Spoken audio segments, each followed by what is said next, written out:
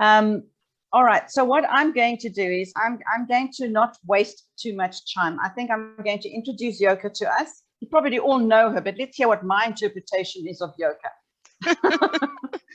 That should be fun. I call Yoke she's like a young battery on steroids. Because when you are with Yoke, by the time you are finished with her, well, I don't know about you guys, but I'm exhausted because she's got so much energy. It just brushes off on top of you, which I think is absolutely awesome. I don't have half the energy that she has. On times when she's tried to help me with something, when we finish, I go away thinking, sure, I need to have a sleep now because it was just so much information. But it is lovely to have somebody with that kind of energy amongst us. And she's been a real asset to the Professional Speakers Association. So just to give you a little intro, she's been called the Kintsugi Queen because of her ability to join, grow, and transform teams and turn them into something quite wonderful. She is certainly passionate about what she does, and especially with her persuasion skills that she does with sales and influence with so many different people. She teaches leaders, salespeople. She's been through various types of companies, and she just never seems to stop.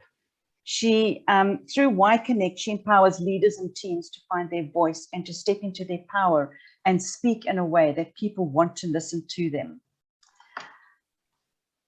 I'm not going to say much more because we all know Yoke. So, Yoke, I'm going to give you the floor now. You can now do your thing. I'm going to sit back and relax and just enjoy. Oh, here's Chris Vermeulen. Welcome, Chris. Hello guys, so what I would love you to do is I would love this to be an interactive session, and that was my brief from Michelle. So the first thing I want you to do is I want you to quickly grab your phone, and Michelle, can you quickly go and put that into the chat box? I've already done that, but on your phone, can you put the website slido.com, and can you please put the code 174312? And there's about 5 slides that I'm just going to quickly ask you these questions. And you can already see the first question. So once you're ready, we'll just slowly start chatting through it. So I just want to see there's about 9, 10, 11, 12. How many people are we on here? So 11 besides me and you, Michelle. So if I have 11 people on Slido, I'm going to continue. So just ask me if you're not coming right. Click on slido.com and put in the code 174312. The first question that I have over there is, what makes you pay more for a product or service and see value in it? So I can see someone put their enrichment. And this could be for anything. So whether it's a Hirsch product of, that you can see there behind you for a kettle or a fancy fridge or a car or a specific service, like Yona does design work, for instance. Why would you rather use a specific designer or a specific virtual assistant or a specific speaker versus another? What would make you be willing to pay more for one product or service versus another? So can you guys get in? If you don't come right, just come on mute, tell me so I can see durability and quality. Who put that down? Please come off mute and just elaborate a little bit. It's Daniel from Awesome, Daniel. Yeah. I put that down, yeah. Yeah. What do you mean by durability? How long does it last or what? Yeah, basically lifespan. Brilliant. And basically for me, it's always 3 things. It's between durability, reliability, and quality. Stunning, because I know that a long time ago, I hope that's not the case anymore, Margaret. A lot of appliances, people would get so negative because they'd say literally in the lifespan, they'll say to you, it has a 2-year warranty, and then on the month before or the day after the warranty is up, that thing breaks. So very often you'll find that with electrical appliances or that, it might not actually always be that long. So we've got service and trust, we've got quality and excellence, enrichment, brand. Who said brand? Patrick, come off mute. Tell us, what do you mean by brand? What do I mean by brand? Well, I basically mean your company's personality and how that resonates with whoever you're targeting. You know, the way you have the Apple cult, the cult of Apple, and, you know, and they insist on paying, I don't know how many more, 1.5 times premium because of, you know, how, you know, It's they that branded, little logo. Yeah, you know, the it's perception. crazy. It's just that Absolutely. perception. Definitely. We have quality quite a few times. We have authority. Who wrote authority, and what do you mean by that? That was me again. Oh, we're in good company. Tell us. Yeah. Well, authority. It really, I think, you know, you don't need to be world famous, but you kind of need to be known by the people that you kind of are looking to do business with. You know, you need to be known. Yeah, to have kind of built up some kind of presence and legitimate authority where people kind of see you as like a, as you said it, thought leader, I think. Brilliant. Brilliant. You can take over from here, Patrick. I'm going to hand over to Patrick. He's not going to do, I'm just kidding. Then there's the look and style. There's the after sales service and trust efficiency as well. Even color. Interesting. Yep. Brand color. That was me. Oh, Michelle, elaborate.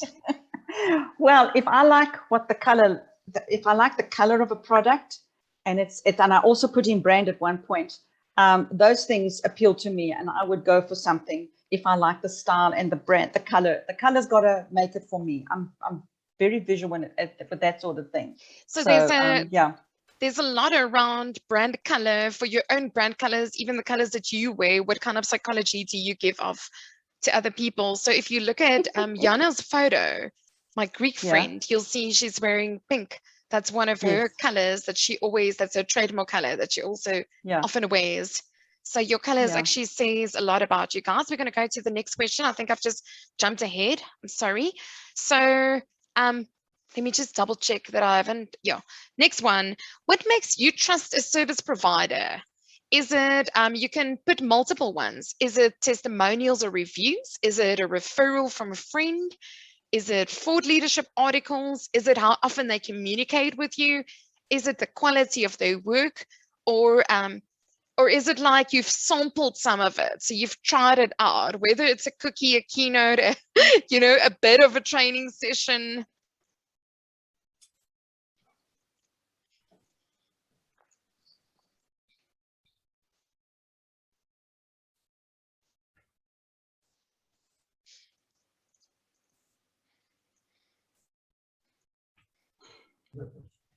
No. Are we be voting now? Yes.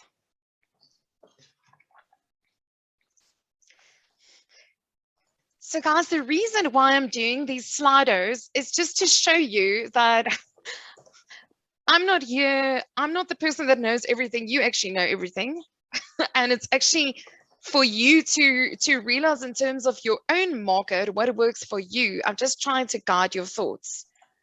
And all of these are really aligned to the content that I'm going to be speaking about, but it's interesting to see. So 11 people voted, and what came out highest, as you can see, is what makes a person a trusted service provider is the quality of their work. So very interesting. I was watching a video of a talk I did a year ago, and that was research that was done with 16,000 people all over Europe and in America. And they were asking the same question. And the one in that survey that came out the highest was the quality of the work. How funny is that? Then we have a referral of a friend, testimonials or reviews. That would often be called social proof. Then there's sampling some of the work. Then there's thought leadership articles is actually quite low, and frequency of communication. So very interesting. So can I just ask you guys, so 82% of you said the quality of their work. Is anyone willing to come off mute and tell me how would you know what the quality of someone's work is? would it be you would have had to buy it, or would you be able to also see it through their social media, like through the reviews and through like how you pick up the quality, or would you have needed to actually be a customer? Well, can I come in there? Because Yeah. I said referral from a friend, because you won't really know the quality of a person's work. They'll tell you their work is fantastic. And as you know, I work with kitchen cupboard companies on a regular basis. And you'll go into their showrooms, their work is fantastic. And then they come into your house, it's all higgledy-piggledy. So I think a referral from a friend, and with us at Hirsch's, our biggest advertising is word of mouth. We have satisfied customers, and what we look for is raving fans who go out and tell other people how fantastic we are, and then they come and use us. And to me, that's the best way, because you trust a friend. The friend has had experience. I mean, I wouldn't hear of a friend of a friend of a friend, or somebody's auntie's uncle's cousin. But if you have a friend and say you've been to their kitchen and this guy did my kitchen and look how nice it is, you see it, that to me is the best way. And testimonials from people that you know are to me worth such a lot, because then if the person who's doing the work has got, so if you, for instance, recommend me to Michelle, when she comes to me, I will give her my absolute best, because I know she'll go back to say, Yoke, thank you for recommending Margaret, because I went to buy the fridge and she got me the best fridge at the best price.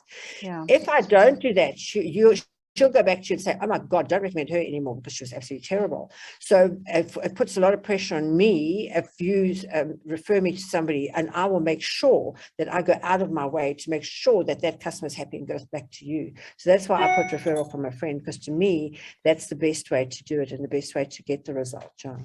So I love what you're saying, Margaret. You're actually saying if someone refers you, or if you refer someone, let the person know that you are doing the referral for, so that they take it more seriously. Oh, Yeah. they do. You know?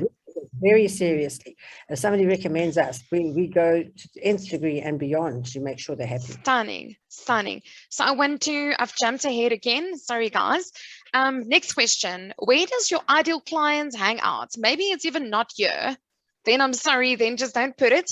But like, let's say from a speaking point of view, as in if you wanted to be a speaker, where would your ideal clients be hanging out to book you as a speaker? Would they be on LinkedIn? Would they be on business conferences, business or lifestyle podcasts? Would they be in business magazines or newspapers, business TV channels, industry specific magazines? Would they be on YouTube or TikTok? So there is just some ideas. If I haven't put something that's applicable to you, put it into the chat box. So we've got LinkedIn and like the social media of Instagram, Facebook, and Twitter so far. Let's see what the others have to say.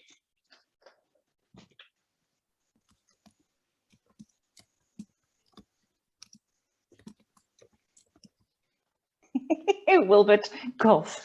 What does Wilbert say? Golf. Oh, awesome, Wilbert. Do you want to quickly elaborate on that? Just come off mute. Can you ask him to unmute? There you are, Wilbert. Thank you, Yoke. Thank you very much. So I've already clicked LinkedIn, but some of my target customers, I find them at the golf course. Brilliant. And why is it such an ideal place? Well, for me, what I've realized is that I love playing golf. And then, so I go there to have fun, but at the same time, I end up meeting like-minded people. And in some cases, it ends up, leading to business deals. Yeah. And how long time do you spend on the golf course? It depends. These days, I just do an hour twice a week. Yeah. Okay. Because I heard a story where someone said, guys, I'm so ignorant of golf. You'll have to help me, Wilbert. But by the whatever of hole, they said, you've had so much time if you've been engaging with people, that you've built relationships, you've found angles, you've built rapport. By that time, they do want to do business with you. So it's all about sneaking in the stories and making them see that they can relate to you and build a relationship to want to see if they could otherwise refer you or network with you, because they feel like your friends, you're building companionship. So you're not pitching to them necessarily at all. So we mostly have LinkedIn.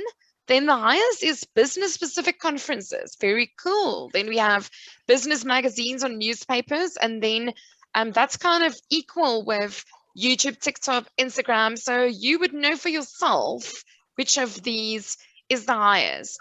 If you reviewed 3 speakers with the same pricing, what would outrank one from the other? So they're asking the same price. You are an event organizer. You have been asked to get someone to come speak at your conference. You have a specific budget. You have 3 people. They're asking the exact same price, but you can only afford one. Why would you choose one above another?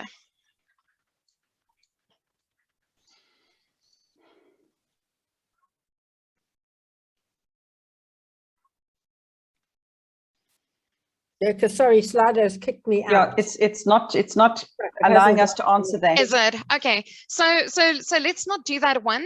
I'm going to, I'll actually go out of that. Why don't you just put it into the chat box? So my question to you is, there's 3 speakers, same price. Why do you pick one of them? Michelle, can I ask you a favor? Can you spotlight me, please? I can't do that myself. Yes, I will do that now. Yeah. So Margaret's saying I would ask for a referral from someone who knew each of them. You see? Yeah. Brilliant. Trust that they will deliver to the target audience. Alison, do you mind coming off mute and quickly just elaborating? How would you find out about that?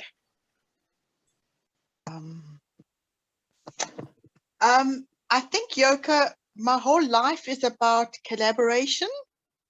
And I think just like Margaret, I would want to have a collaborative discussion with somebody who really understands this is what I want to achieve with this conference. This is the edge I want for this slot, for this speaker. It's just the before the closing slot. This is what I want to happen for the audience. If my thinking is all about the audience, I will be informed back to which of the speakers can deliver for the audience. In other words, if I put the audience's needs first, it will deliver back to who's the key person. That's my intuitive sense. That's amazing. So what I'm getting from you, if you know how to think of the speaker who has to pitch to Alison, is pitch it from the audience point of view.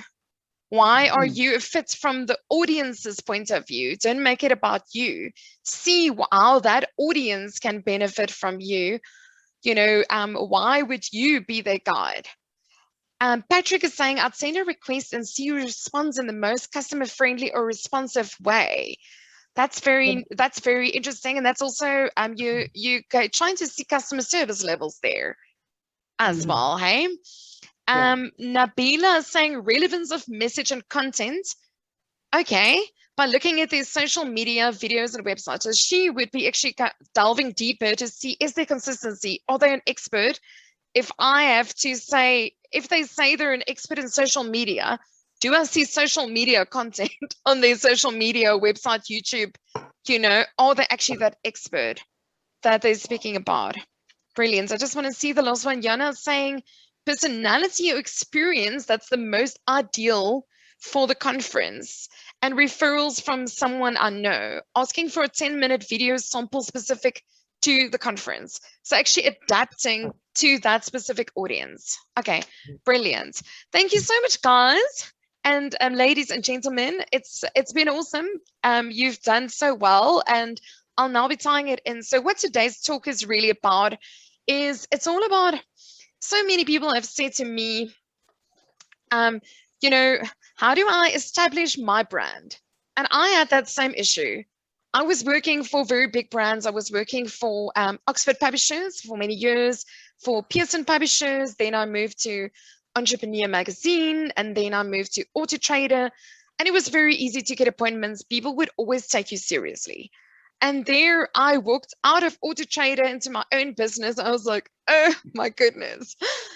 I started a company called Y Connect, and no one knew who this company was. And I started stressing, and I was like, why will people care? Why will people use me as a speaker, or use me as a trainer, or use me as a coach? And I very quickly realized that the most important thing that you need, whether you are in the speaking, coaching business, I know there's a lot of people that aren't even speakers here today, so you're in good company like Gail, but that uses speaking to find her clients, is people need to know that they can trust you, and you need to have credibility.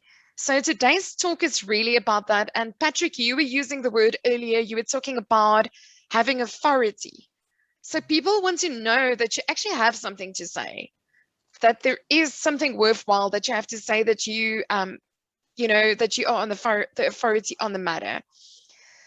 So we've already done Slido. I have just a few numbers here behind me. And what I want you to do, I'll just move back a little bit so that you can see.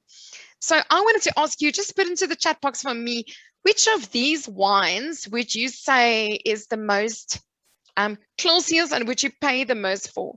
Number 1, number 2, number 3. So number 1, you can see it's at a bar and they're pouring a glass of wine. Number 2, it looks like a wine tasting. It's a few friends, there's snacks and cheese involved.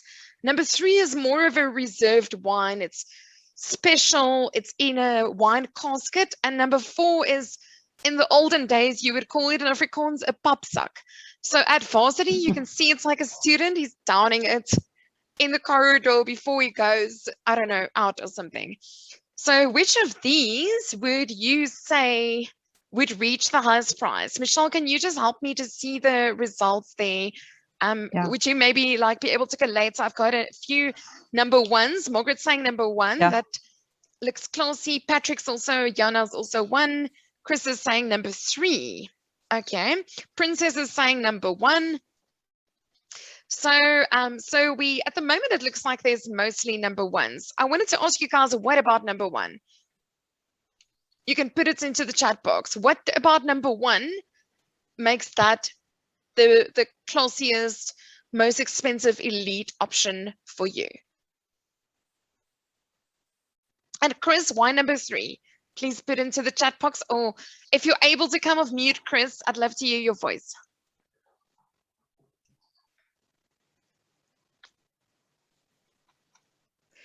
Okay, so Margaret says it looks classy the way it's being poured, and it looks like a nice, rich wine.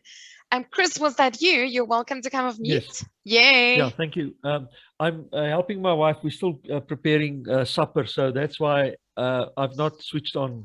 That's 100%. No stress. But I can hear the speaker is loud enough. I can hear while I'm busy with the fish in the oven and stuff like that. Look, I've chosen number 3.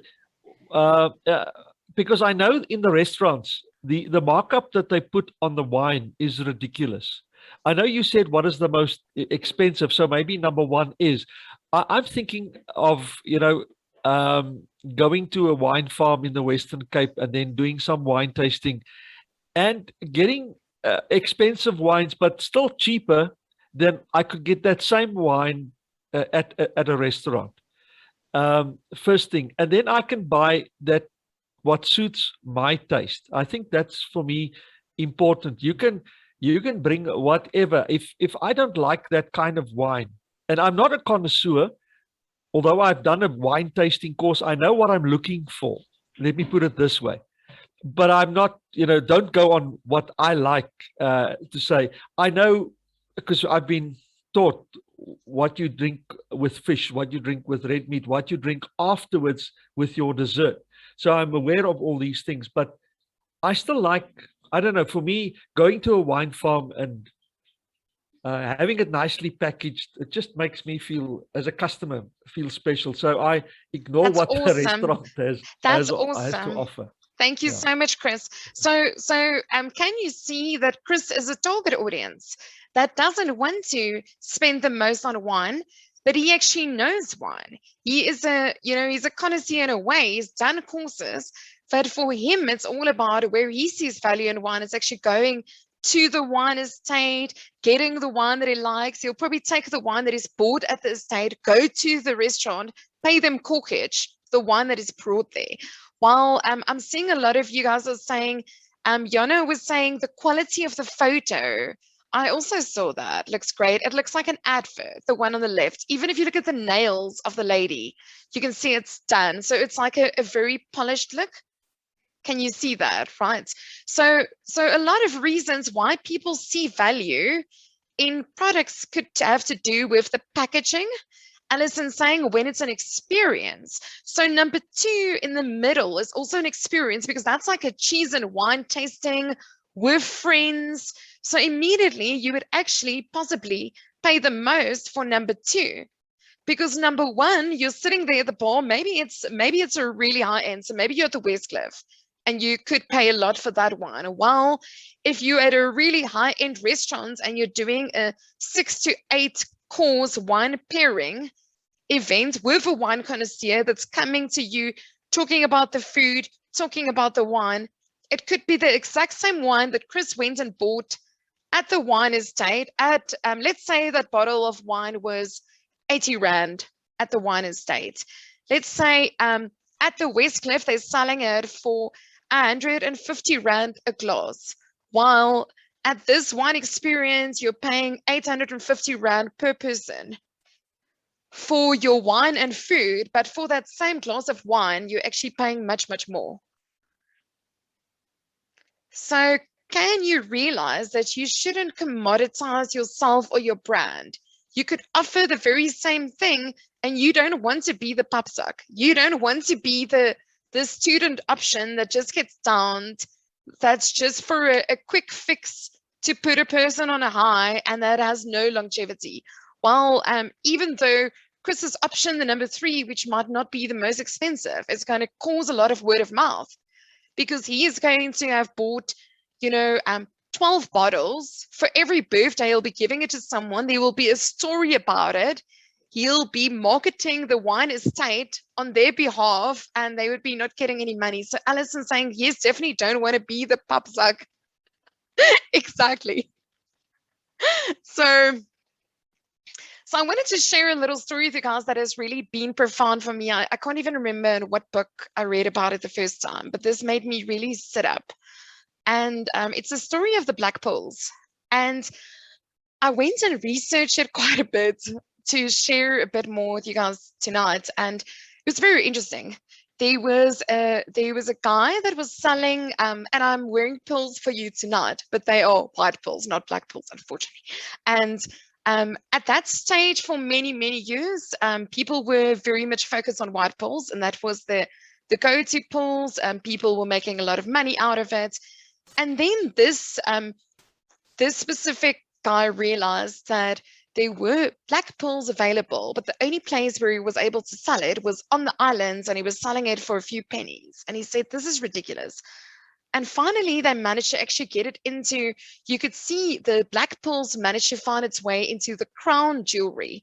So you could see it in top royalty, they would have it in their jewelry, but it never became mainstream, never became a thing of other people also wanted to have it. So this guy went and he decided, I need to do something, but I realized that I need to establish trust, credibility, and create scarcity for this product. So what he did was very, very interesting, is he went and identified a jeweler in New York, 5th Avenue.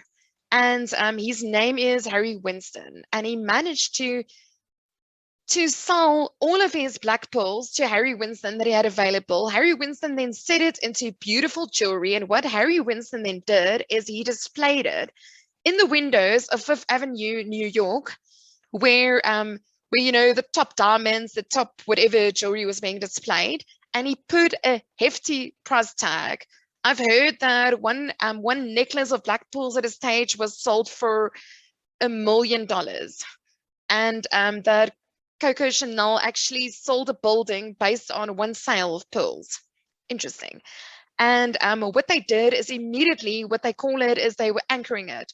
So the moment it was actually sold at a very high price rate, people were like, well, if it's expensive, it must be quality. And it was quality. But what they also did is he immediately then went and he took out advertising and he went into the top end glossy magazines.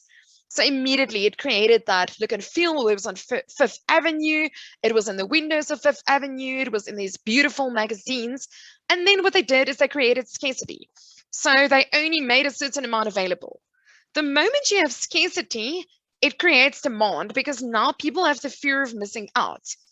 And then what ended up happening is the celebrities started wearing black pills. And the moment, as you know, with even Meghan Markle, it's not a real anymore.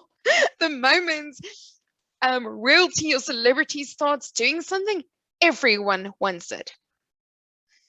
So if you have to look at it in terms of your own brand, can you realize how important it is to anchor rather at a higher price, because immediately people will see you as more quality. You don't want to be seen as the popsuck. As I've said to you, you want to be seen as the elite. You need to look at your advertising and your brand. It needs to be classy. So even when what Jona was saying, the quality of your photos, the quality of your lighting. Some of you guys were commenting about what you're seeing even just behind Margaret at the moment. You can see a brand, good lighting. You know, so what do people see if they're actually looking at you? Are you looking premium or are you looking popsuck? What do you want to look like? So many years ago, as I started out my own business, I was like, oh my goodness, how am I going to establish credibility? So my trusted friend, Douglas Kruger, has always been my go-to person, and I'll share with you what I learned from him. So he's written a lot of books on expert positioning. So if I was you, I would go and immediately subscribe to his YouTube channel, because he has videos about expert positioning. And what he says is how you become an expert. It's at the intersection of media, knowledge, and personality. So I'll quickly explain that to you. So he says, if you only have personality and media presence and no knowledge, then you're a Kardashian. If you only have knowledge and media, but no personality, then you are this guru on the mountain and no one knows about you. So people need to know about who you are. You need to be seen, but you also need to have substance. People need to know that you know what you're talking about. And that really opens doors. So I went on a bit of a mission, because in all of his books, he said, get media. Paula, Douglas Kruger, it's there on the slide. Michelle, please type it into the chat box for them. And so I went on this mission. I was like, how do I get media attention? Because now I'm going out to clients. I found it to be quite hard. Being pale-skinned in South Africa, I had to find different ways of getting people to trust me.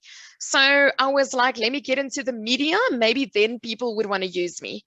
So I was on a mission. I was like, who do I know? And that's what I wanted to talk to you about.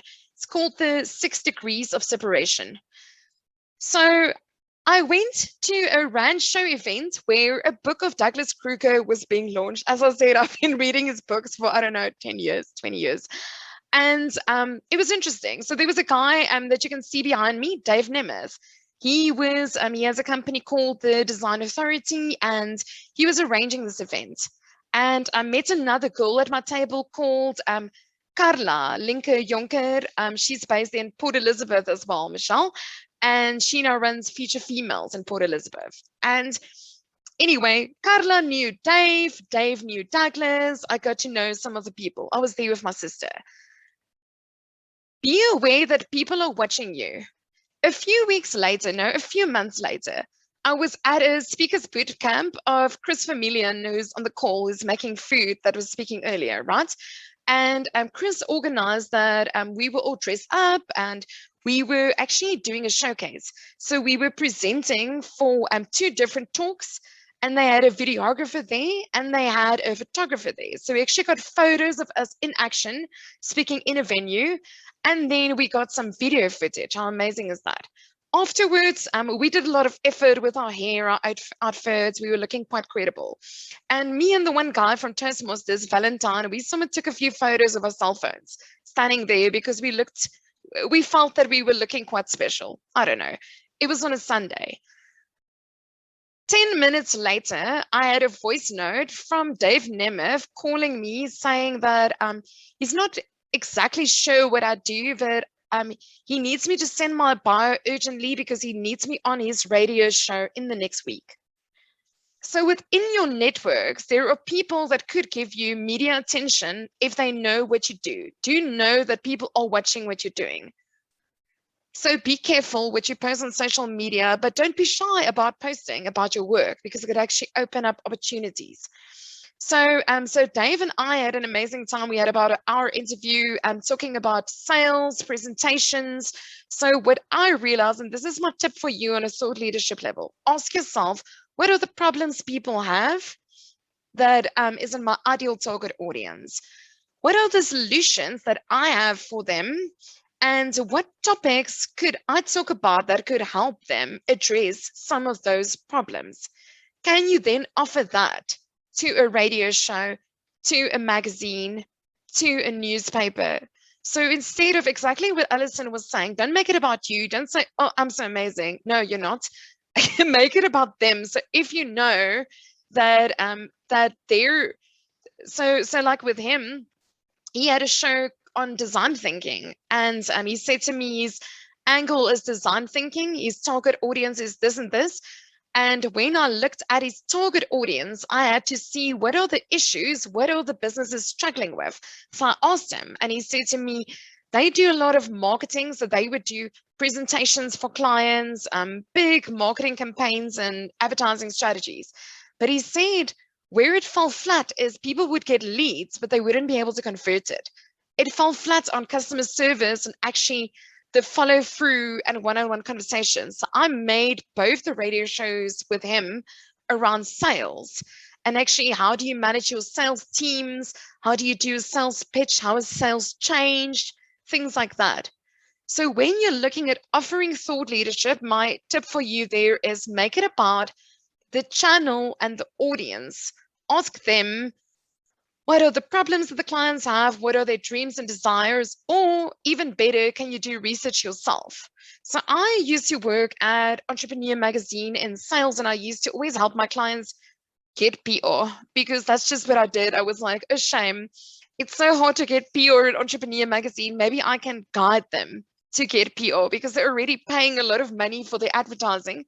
But what I realized, and that's the quote that's behind me, is people find much more value through what others say about you than what you say about yourself. And they find a lot more value if you are on someone else's platform. So if you're being interviewed by someone else, and even better if you're on a paid platform. So when we were talking about Entrepreneur Magazine at that stage, we were always doing the comparison saying there's free media. So there could be a free magazine, a free event versus a paid event, a paid conference, a paid magazine, a paid newspaper. The credibility is much higher the moment it's actually a paid platform. So at Entrepreneur Magazine, you couldn't just send a press release and get it in at all, which is what you could do at a lot of community newspapers, for instance. You had to do a little bit of effort. So I wanted to just teach you some of the frameworks that I taught people to actually get in there. So if you had to look at, for instance, getting into a magazine, can you look at the features? So can you ask them for a features list to see if there's specific features where you could add thought leadership, where you could give education? Can you literally buy the magazine and go through it and see what are the sections? So for instance, when that magazine was still around in South Africa, they had a how-to section.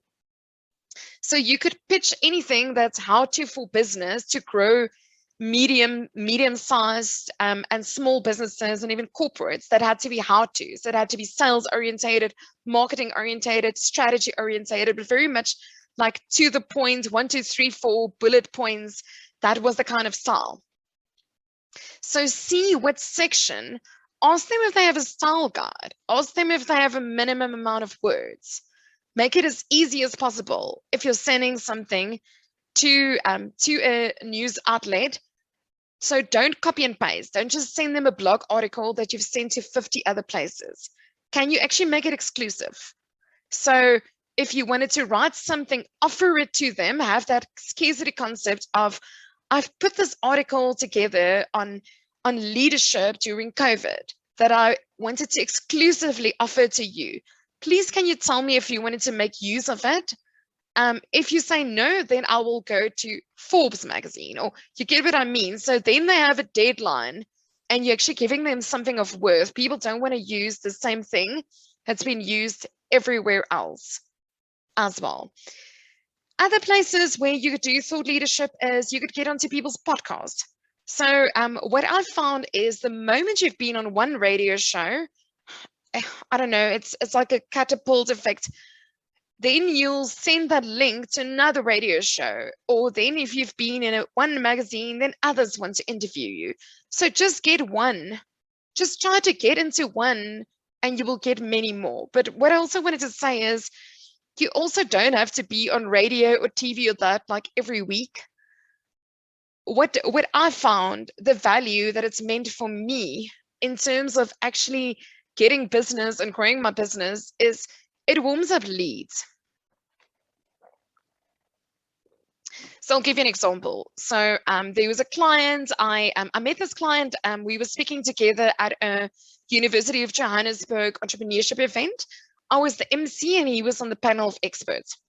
And I obviously went and introduced myself and gave my business card to all of the panelists. And ended up having meetings with the clients, and at a stage he said to me, I would love to get a proposal for training my sales team. And after having the meeting, after having the first meeting, I just forwarded him a link of my interview with Dave Nemeth, that's behind me, where I was talking about managing a sales team, how sales has changed, and so forth. It was quite a long one. The next moment, he phones me and says to me, I've listened to your entire interview. Can you just come through in the morning so that we can just establish the budget and the timeline, because we're definitely going ahead. So he had not even opened my proposal. He had not looked at anything I sent him, but he'd listened to my entire 45-minute radio interview. Just 2 weeks ago, I had an interview with a company that wants to potentially use me for virtual training. And I actually didn't have time before I went away for the long weekend to send a proposal. I said to him, I'm only going to be back. I'm only getting this out to you next Wednesday. What I did is I sent him my profiles and I was like, here are some places you can check me out. And in there, I had my various media links. There was articles, there was interviews with Margaret Hirsch. Thank you, Margaret. There was various things that have happened. So I've done a lot of live streams with various people. I've done live streams with Alison, that's on here. I've done interviews with Michelle, that's on here. A lot of those things I sent in there. There was links to my YouTube masterclass, various talks that I've done. If a person wants to consider using you, they're going to have to check you out first. So by the time I came back, then I did the proposal and I met with them today. And her words to me were, we know that you're an expert in what you do. We trust you. So how would she know that? She checked me out. So if you can work on getting as much media credibility and writing or videos or whatever of yours in different places, it doesn't have to be millions, but my tip to you is, and I'll give you the link later on, is put it all in a link tree or create a specific media press page on your website where you can just send that link and they can very easily reference those things. And it doesn't matter if those interviews were 3 years ago, 2 years ago. If it's evergreen content, it will always be valuable to people. One of my best YouTube videos is one that I shot 4 years ago that people just love. So it doesn't matter if it's evergreen content, it really doesn't matter. Media press page, I'm glad you like that, Ali. So another tip that I have for you is get in on international podcasts. Get in on international events. Look for people in your network. So I got Leanne Hughes from Australia to speak for the professional speakers in February, and we've become quite good friends. I've actually become a client of hers. I just keep on buying from her. She's the type of person where I'll always throw money at her because I know what value I get.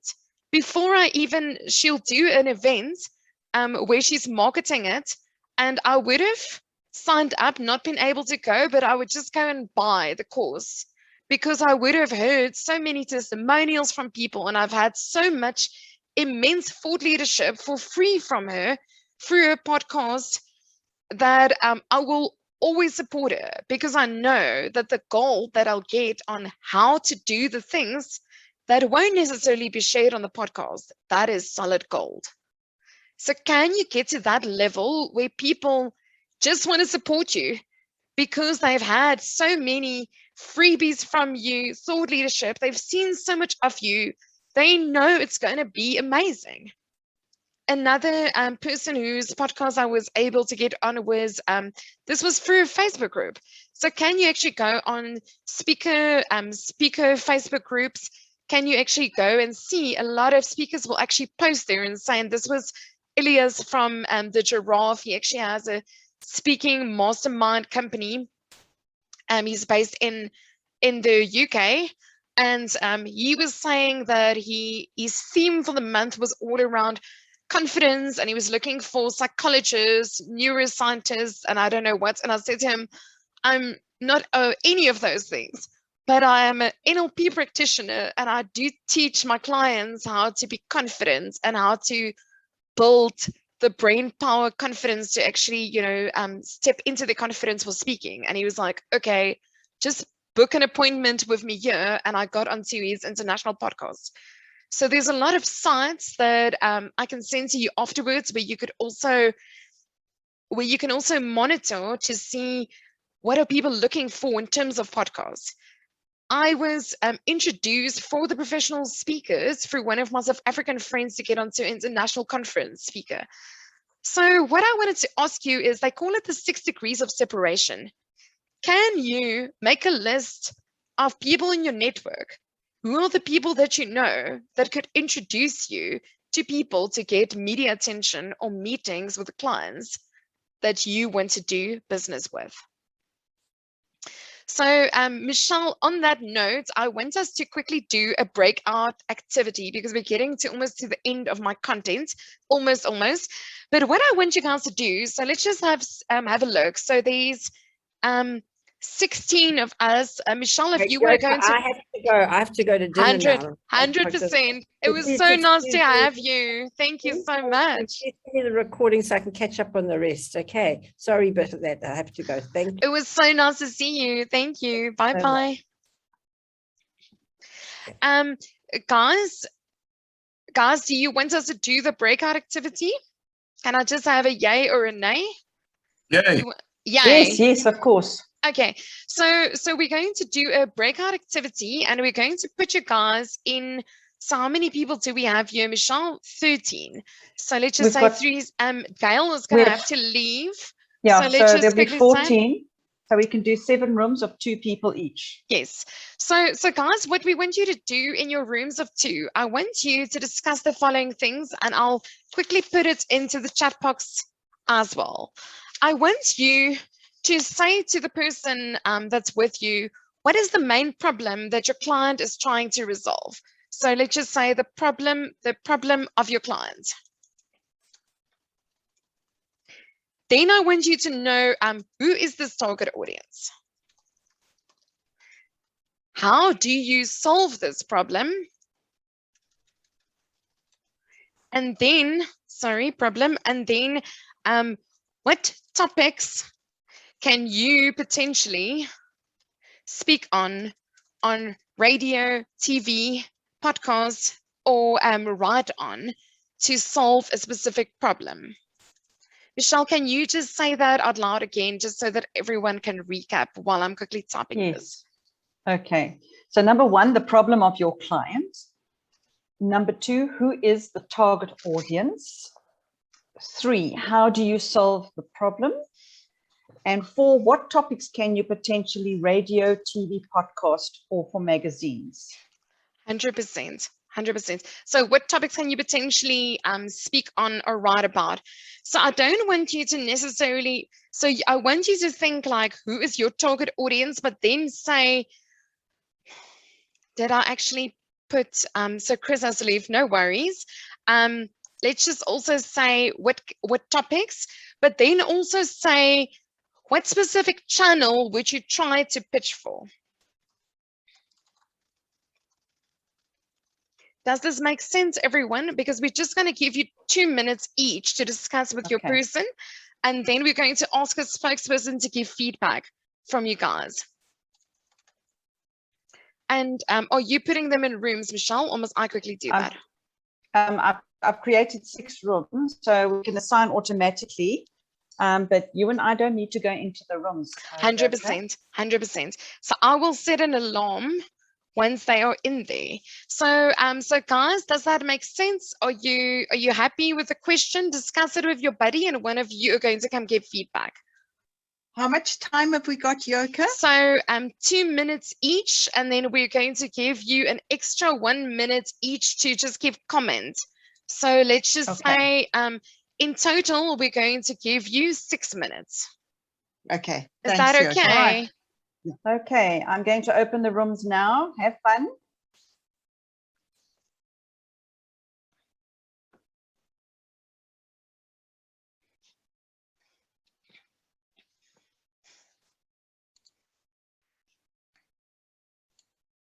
Hello, Abdullah.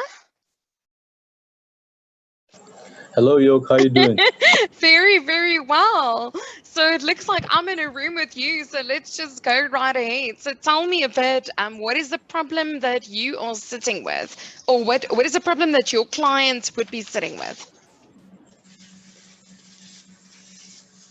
Okay, a quick one. So I actually joined in quite late. So you could just give me a quick recap. Okay. So, so if you look into the chat box, I'm going to quickly say to you, so are you a speaker, or what is it that you do? I'm a speaker. I'm a member of Toastmasters International. Okay, so what do you speak about? I'm more into inspiration and motivation, basically. Okay. And I have covered various topics. Give me some of your topics. Okay. We'll talk about change, marketing, and how to be a better person. Change, marketing, and how to be a better person. Yes. So what I want you to think about, if you had to look into the chat bar, there's what problem is your client facing for change? Okay. Number one, I know major thing most of the businesses complain about is in Nigeria, for example, because I'm actually coming out of Nigeria, the major challenge here is the fluctuating dollar rate. So once you have business and you actually go into it, what they usually complain about is, and how it affects their business, is the dollar value. You know, okay. So that affects planning. So planning based on the fluctuating dollar value. Okay. Yeah. What are the problems that clients are facing with that your change message helps them to solve?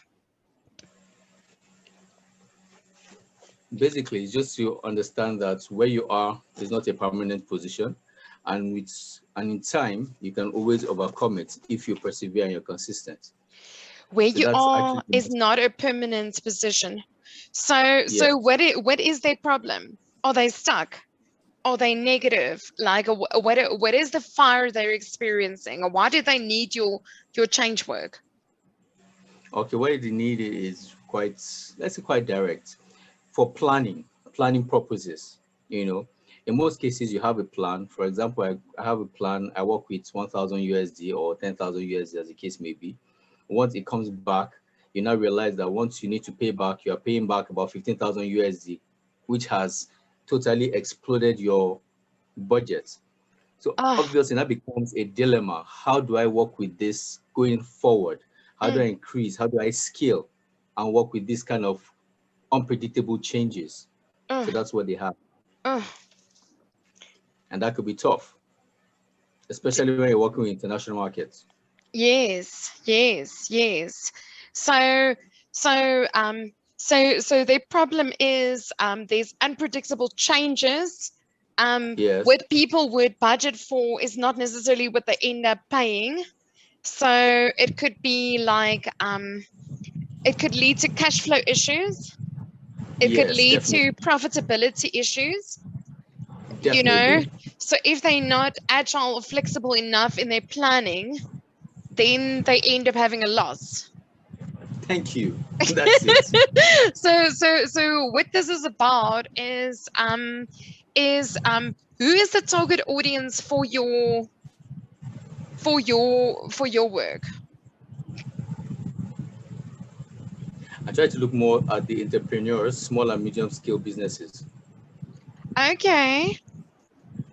SMEs. And how do you solve this problem? Is it through speaking? Is it through workshops? Like Yeah, basically it's 2 workshops. workshops. And is it like full day? Is it like are you doing modules? Like what is the setup? More or less like 2 days. You know, usually a 2-day workshop, you know, then if it's a speaking engagement, usually a day, so that people don't get too stressed out, you know. It could be quite boring if you took everything in one day. So try to spread it over days. Yes. Okay. So if you had to like pitch topics that you could speak about, where you could educate SMEs, let's say there's a magazine or there's a specific TV show in Nigeria that has SMEs that, you know, that's in the audience, that listens to it, or that listens to that radio show, or that listens to that podcast. What topics would you be able to pitch that you would confidently be able to speak about? Would it be change, marketing, and like motivation, or what would your topics be? I'll take it in 2 parts. I'll take it in terms of motivation first. Let them understand who their self is and how to come out, how to be comfortable with who you are, and then communicate that clearly. And then secondly, how to manage change. Yes, I work with those 2. Okay. Is there a specific channel that you know that that would need your content? Come again? Is there a specific channel, so like a TV show or radio show that are speaking about motivation, that you could potentially, you know, provide educational content on? I'm actually working with one. I just started working with one radio program. You know, I know the head of station, so they're about launching a radio station. So I want to have a collaboration with them. But oh wow, I won't go through yet. That's awesome. That's awesome. And what is the content going to be on? Majorly change first, because that is one major thing that I know that a lot of people can relate with. Brilliant. And have you guys like established how long the interview is going to be, or you're still going to figure that out, eh? I'm still going to figure that out, but I don't expect it to be more than an hour. Yeah. No, definitely. That's amazing. So I'll give some tips when we get out for radio interviews that you could maybe use. And I have a little guide that if you get onto my links, you could have access to the guide as well, you know, for podcasts and radio that could maybe help you. Yeah. So like in a nutshell, what I'm getting from you is change is the big problem. Planning, people don't plan well enough. It leads to issues in their business where they don't make enough profits or cash flow. Your market is SMEs. The way you solve their problem is through specific workshops. And you have quite a few topics that you can speak on, and you're already pitching for a radio program. So I wanted to challenge you to say, if you're going to be on that radio program, can you repurpose your content? So what I mean is there's an app called Otter AI that you can download on your cell phone. Okay. AI. Otter AI. And I'll just write the name. You can search for it on the Google Play Store. Okay. If you get the what you ask the radio people, Abdul, is you ask them to send you the podcast recording afterwards. Okay, so you can actually go and upload it on like a SoundCloud or something. Okay, what you then do is you Yeah. play the sound through your computer, and you can take that sound file, upload it on Otter, and get the transcript. So you can still edit it, but what it means is you're already sitting with content that you can put into a blog or an article, things that you can pull out. You know what it means? Okay. It's going to save you a lot of time. Okay. Wow. So Yeah, nice to yeah. chat to you. So nice to chat to you. We're going Yeah. back. Okay.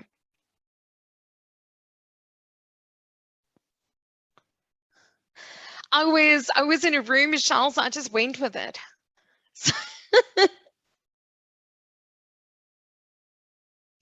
You are muted. You are muted. I'm just trying to unmute you, Michelle.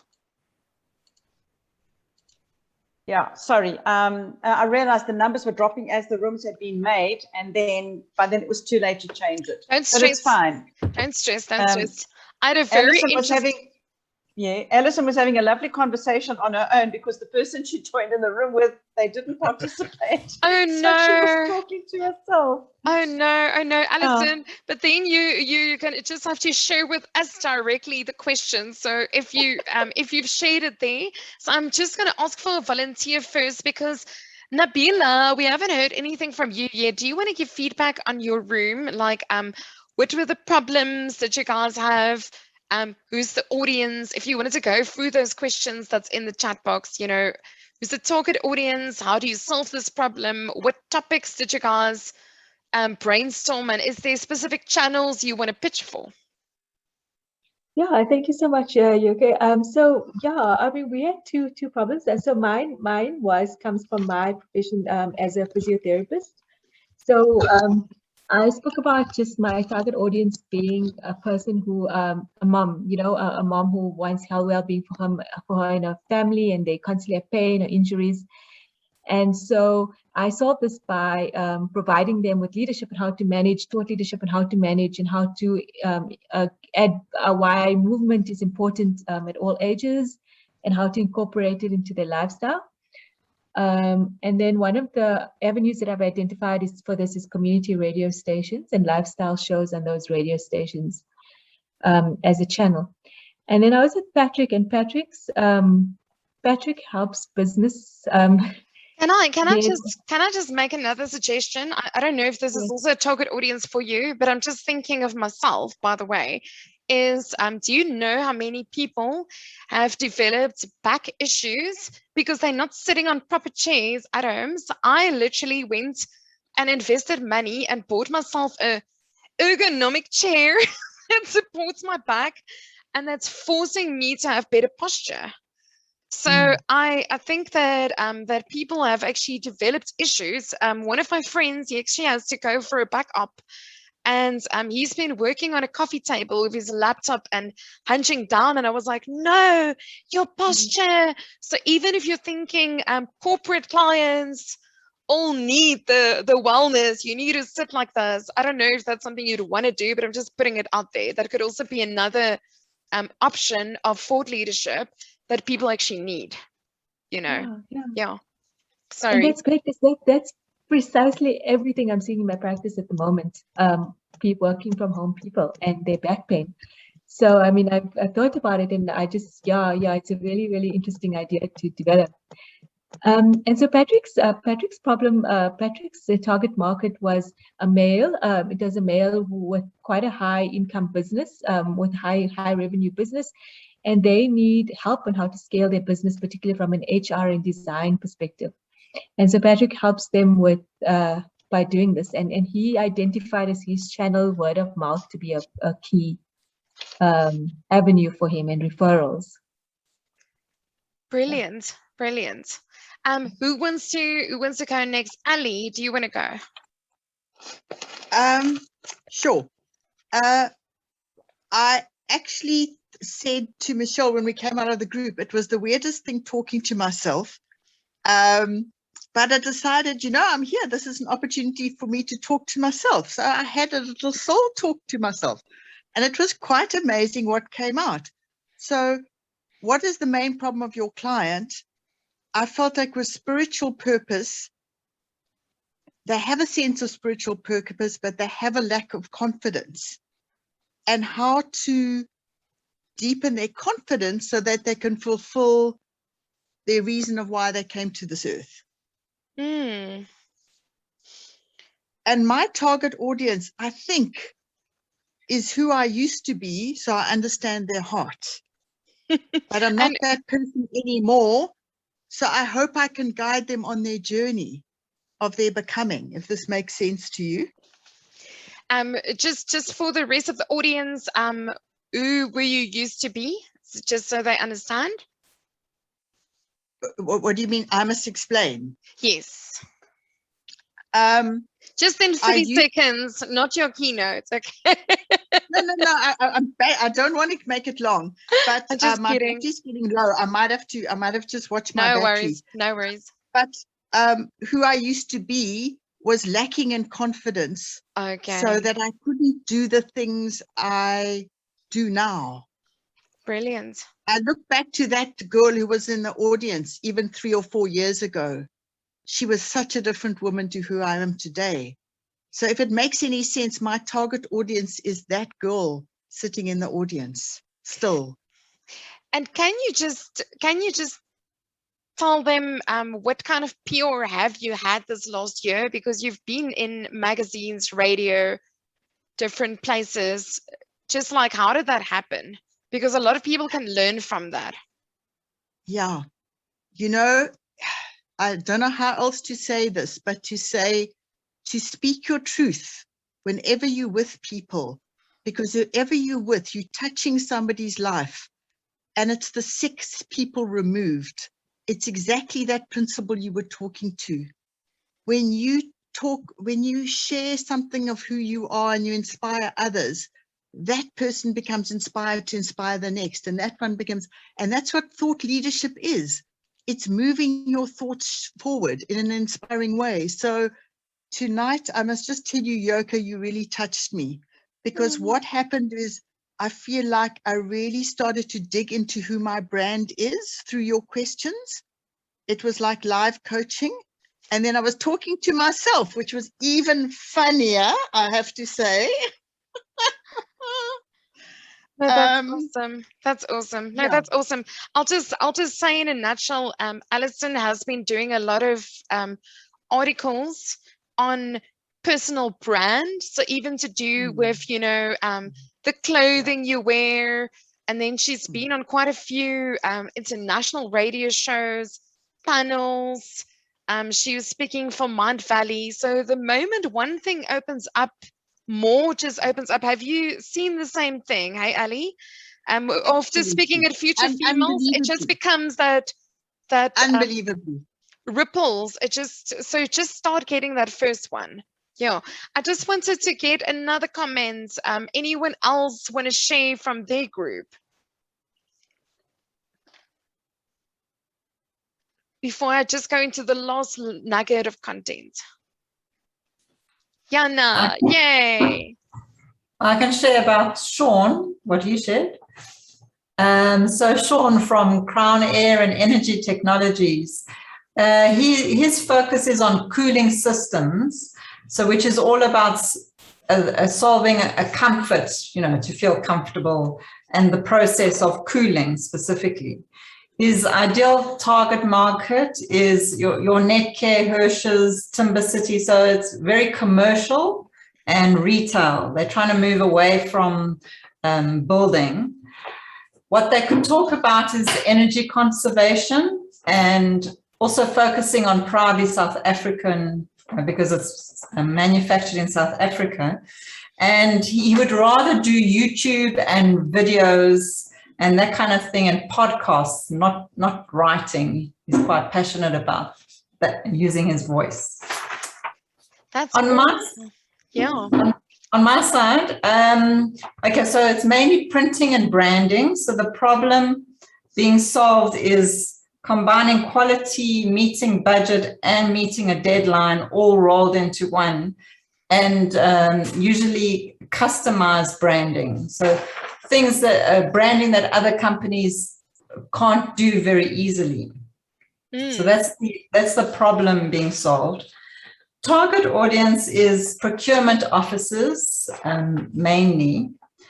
And to be honest, I don't know enough about them in terms of where do I find them where they hang out afterwards when they're not at their office. So if you have any guidance on how you can find out more information about your target audience. So what you need to do, Jana, is you need to interview your top clients that you're already getting money from and ask them those questions.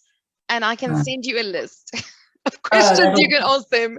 So specifically, like, where do you hang out? But also you could actually start building your ideal target audience based on a few of your best clients. So I went and looked at recurring training clients. I've had them for the last 4 years, and I delved deeply into also like the values and beliefs of that client. So he's a CEO, so he's a man, but he's very family orientated. And I realized why he wants to use me is he wants to streamline his business and focus on strategy. So he doesn't want to be so involved in the operations. He actually wants to give some work away, you know, and it's actually opening up time for him to go and do his fishing. You know, like he wants to have a balanced life. So anyway, so I'm not saying all of my clients are going to be doing fishing, but it's the kind of person that's maybe family orientated. So Ali, you're laughing now, but you've been a client of mine. You're very family orientated, have a good work-life balance. You get what I mean? So if you're actually basing it on a few of the people, and then I even have Princess here. So Princess used to be one of my clients. She was a HR manager at a big company. I did a lot of work for them. And I even based some of my target audience on her, you know, and some of my other clients. So if you could then interview those people or do like a survey monkey, Jana, and maybe you could do like, say, you're going to have a spot prize or a competition, you know, give away a design package, or I don't know, 1 hour of consultation for a specific person, then suddenly people will answer your questionnaire. You know what I mean? Yeah. So find that out. So sometimes it could actually be finding out, do they otherwise use a specific catalog, or do they attend a specific conference or something like that, where you maybe need to go advertise or attend or network, you know? So it could literally be that question where I said, where does your ideal client hang out on the Slido? Actually asking them, is any of these places, or is there anything else, you know? So I was even asking a client, so Patrick, you were the golfer, hey? I was asking my clients, and one of my clients, oh, wasn't it Patrick, was it someone else? I said to him, what do you do in your free time? That's also a good question.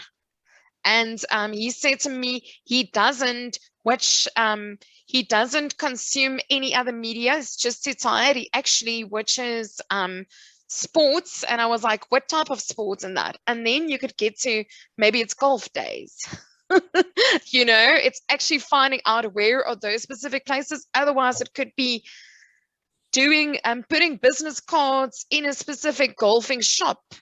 Like there could be ways, you know, or maybe there's a display advertising where they do those TV screens at a golf place where you could put an advert or something like that, you know, or you could give them free content on, I don't know, design tips for golfers or whatever for their business that they could maybe run as thought leadership on their own little TV channel or something like that. So like be creative about it. Yeah. Guys, we are literally almost reaching the end. I just wanted to quickly just give you these 2 more slides to say, how do you start is you ask, what are their problems? So I looked at the problems that my clients are faced with is they have conflicts, they have toxic teams, they don't know how to manage a sales team, and selling during COVID has been crazy for a lot of my clients. So this was just some of the problems that I came up with. One of some of the ways that I could help them was through emotional intelligence, speaking, training, coaching, consulting, presentation skills, sales training.